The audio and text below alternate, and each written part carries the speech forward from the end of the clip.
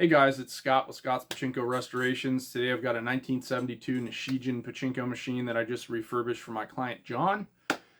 This is what we've got here. So basically this machine was very dirty, chrome was very corroded and just kind of messy looking, some surface rust on it. Internal components and everything was very dirty, so I took everything apart, front and back, cleaned it all up, waxed it, put it back on. And this is what we've got here now. So chrome is looking a whole heck of a lot nicer. Plastics are nice and clean. Playfield, we went back here on the original vinyl playfield and cleaned this up as much as we possibly could with a magic eraser sponge. And the nails here on the front, just the heads of the brass nails, those were all polished up. I did some repainting here on these two pockets for the silver. Took these 3 tulips off and polished those up nice so the chrome shines beautifully. And then here on the front, I did some repainting. And I think that pretty much covers everything that I took care of here on the front of the machine. But so this is a Model A style machine, so it's a little different than a Model B in the way that it functions. One of the advantages to a Model A machine is that anytime that you flip a ball into the playfield and it misses, like that one, your misses actually drain through to the back jackpot hopper that's going to pay out your next jackpot. So what that means is you're going to have fewer balls needing to be constantly replaced into your top jackpot hopper. So that's kind of nice because you don't need quite as many pachinko balls to play with as you would a standard Model B machine. It will require you to go behind the machine less. So this particular machine, like I said, is a Model A. Sometimes this can be a little trickier for people who are just getting into pachinko. So just because I'm not sure, John, how much time you spent around pachinko machines, I'm going to go through this one mechanically so that you understand kind of how it works, and maybe that'll help you service it in the future. So basically you've got your top tray here, and this is where most of your jackpot balls will come out. And if this overflows, your jackpot balls will come out into the bottom tray here. If you want to drain from the top tray to the bottom tray, there's this little white lever you push, and those will release down into the bottom tray. So you got all these balls here now. And obviously you got your flip balls into the machine. Up here is your ball empty light. When this comes on, you're going to want to refill the top hopper up here on the back of the machine. And yeah, I think that's pretty much everything here on the front of the machine. Obviously this is typically would be a keyhole here. This looks like the lock was punched out at some point, so you don't need to worry about any of that. You can get into the front of the machine by simply, I'll show you this on the back. There's a lever right on the back of this machine that you pull up, and that pretty much pops your front door ajar. And then from there, right here, there's a little button you push down, and that'll allow your front tray to open up. So if ever there was a jam in your little ball tray here, you'd be able to get to access all of that stuff. So you just close that. That slides into place. You should hear this front door click, just like that, and you're ready to rock and roll. So what I'll do is I'll shoot some balls through the front of the machine just so you can kind of see that working and paying out. It runs really nicely. I was really happy. It's super quiet, actually, which is something that I wouldn't really typically, an adjective that I would use to describe a pachinko machine, but it's a nice quiet machine. I like the play on the center feature. You got some nice color there. So like I said, let me run some balls through it, show you that, and we'll move to the back side and I'll help you understand the mechanics of it.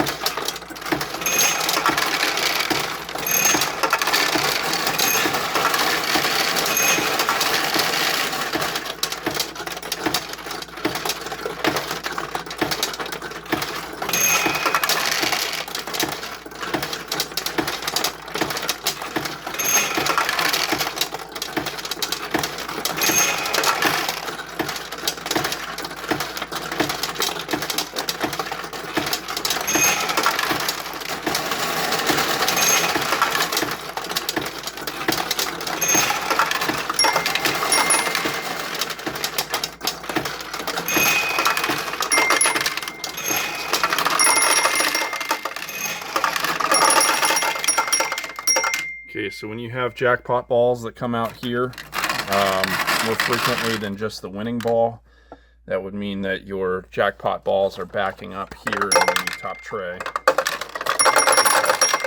If I push those back, they drain down to this bottom tray. So it's just a little overflow tray.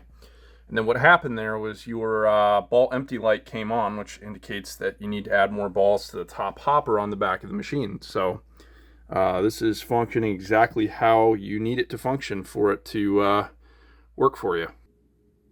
So I just wanted to do a quick review of the mechanics on the back of this Model A machine. So right now, everything is plugged into the outlet there. So the lights will run on this machine currently. So I want you to take note of this switch right here, which is your jackpot switch. And this switch above it is going to be the switch for your ball empty light, which is up there.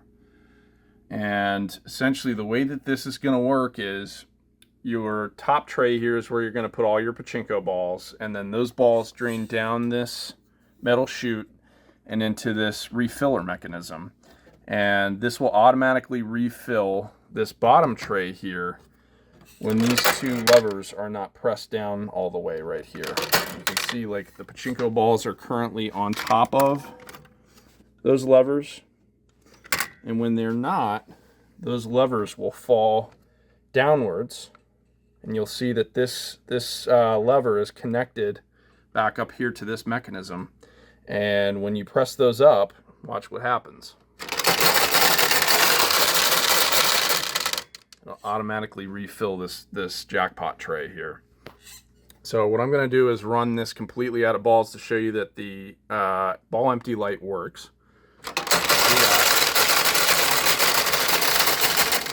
Okay, so we're out, and you can see that that light is currently on. And basically the way that works, this top switch, it's just pushing those contacts together with this lever that gets depressed by pachinko balls physically being present in this tray here. If they're not there, it won't press this lever down to make the contacts pull apart. So that's how that stays on. And then down here, like I was saying, this jackpot switch, essentially what's going to happen when your jackpot balls come through the machine, your winning pachinko balls, they fall down into this mechanism somewhere, and depending upon what pocket you've hit, there's a tulip here, there's a tulip here, and there's some openings here, here, here, and here. But all of those pachinko balls are going to make their way down this chute here into your seesaw. And what happens when the pachinko ball goes into the seesaw, it's going to rock forward, and it's going to force those two contacts together, like so. And when that happens, you'll see here, your jackpot light will come on. So after the ball enters the seesaw, there's some stuff you can't see here, but essentially it's going to fall down here onto this jackpot arm.